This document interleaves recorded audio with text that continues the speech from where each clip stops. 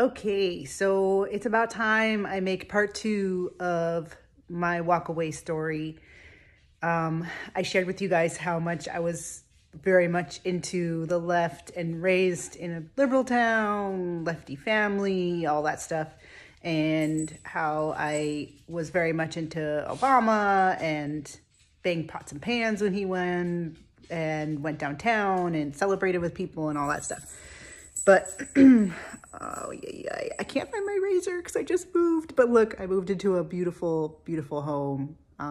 It's got a really nice backyard and just feel so blessed to be here, but I'm also super tired. We've been teaching, my husband and I have been teaching online for the past 3 weeks and moving, and we also had a lot going on. But anyways, it's all good. I just wanted to share with you guys a little more about the specifics of why I walked away during Obama. And I will say that I'm a little bit ashamed about why I walked away during Obama, because I do think now in hindsight, there was worse things that were happening and there's worse things about the left. But this is just, what I was experiencing at the time. And, no matter what, I walked away. So it doesn't matter the reason, all right? Because I know that there's worse things that he did. But there's 3 things that I really didn't like that happened during the Obama presidency that caused me to walk away.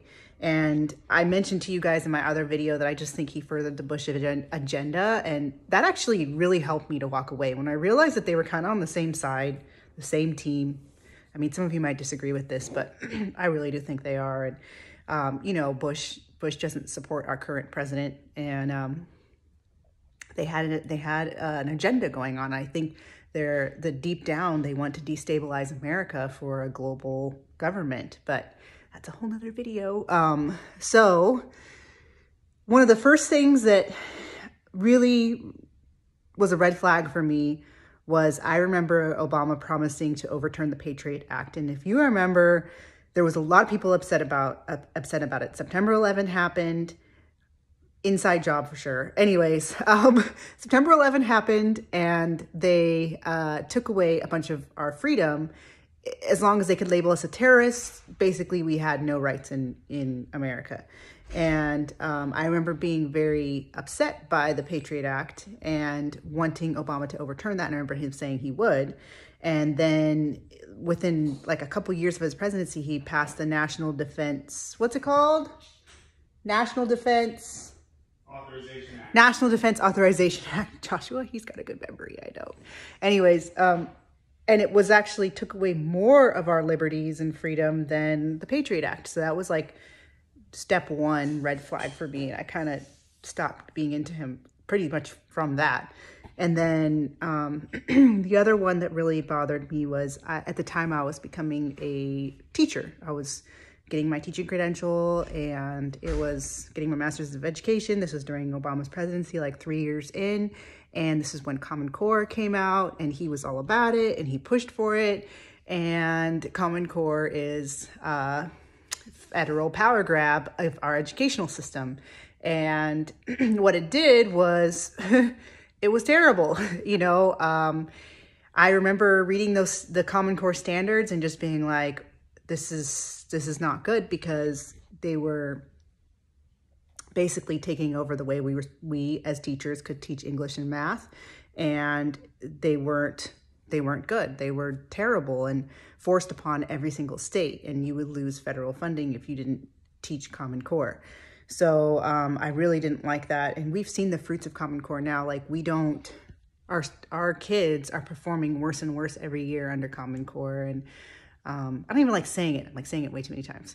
Anyways, that was terrible. And then the third thing that I really didn't like about Obama was, I remember, again, I was a leftist. I was into all of those ideals that they pushed. Universal healthcare sounded real nice. I remember being really pro-universal healthcare back then and just thinking, why can't the government just pay for all our healthcare? The kind of simple-minded thinking of the left, Anyways, I Obamacare came out, and that was just a disaster to me. I was like, oh, so this is your version of universal health care, is to force every American to buy health insurance? Sorry, that was something I could already do. And that just didn't make any sense to me, to force Americans to buy health insurance. Every single American above the age of 18 was required to have health insurance. And if you did not have it, you would get fined. You would get a $1,000 fine. And I was just very much disillusioned by that, because and this is what it is about the left. And this is what they bank on. They make these crazy, wonderful sounding solutions like universal health care, or $1,000 for every single person, or, housing, free housing for, these are some of the things they're talking about right now. Let's make it so that, housing is a right, and we can give everyone a house. And they just sound so wonderful. But when they go to implement these things, kind of like Obamacare, it's a disaster. What did it do? It drove up everyone's healthcare costs. Okay. And it made it so that healthy young Americans like me were forced to buy health insurance. And health insurance is actually not that great, okay? And so when you go to use it, it punishes, you get punished, right? It's just, we could go into all the health insurance stuff. We do have a messed up healthcare system in America, but I do not believe that universal healthcare is the solution. In fact, I think it'll make it worse. And so yeah, those were the three main reasons that took me away from being a Obama-loving leftist. And then I was stuck in the middle somewhere. And then there was some research and things that happened to me in my life that have caused me to now be a conservative.